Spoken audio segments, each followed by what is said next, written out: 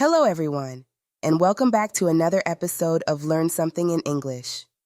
Today, we're diving into the playful world of English sayings. Ever wondered about phrases like bite the bullet or kick the bucket? Well, let's unravel these mysteries together. Bite the bullet. This saying hails from a time when soldiers would bite on a bullet if they were hurt and needed help. It sounds tough, right? Well, today it means just that, to be brave when facing something difficult. And speaking of taking turns and facing challenges, have you ever heard the phrase, the ball is in your court? It's like tennis. When the ball comes to your side, it's your turn to hit. So, in everyday language, it means it's your turn to take action. Now, shifting gears a bit, there's kick the bucket. It's a quirky way to say someone has passed away. The origins are a bit fuzzy, but it's fascinating how such a phrase has stuck around. And while we're on the topic of revealing or exposing things, let's chat about spill the beans. This means to accidentally reveal a secret. Picture this. A long time ago, people used beans to vote. If someone knocked over the beans, everyone would see the votes. So, in a way, they spilled the beans. But sometimes, you can get really close to achieving something and still miss out. That's where close but no cigar comes in. It means you almost made it, but not quite. Imagine playing games a long time ago where the prize was a cigar. If you were close to winning but didn't, you'd hear this phrase. Now, here's a saying that always makes me chuckle.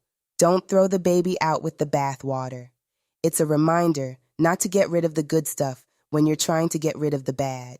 It paints a funny picture from old times when families would use the same bathwater. And speaking of unexpected surprises, there's let the cat out of the bag. This means to accidentally share a secret. Some believe it's from old markets, where sellers might try to trick you by selling a cat instead of something more valuable. Open the bag, and oops, the secret's out. Burning the midnight oil. Picture a time before electric lights, when people used oil lamps to see in the dark.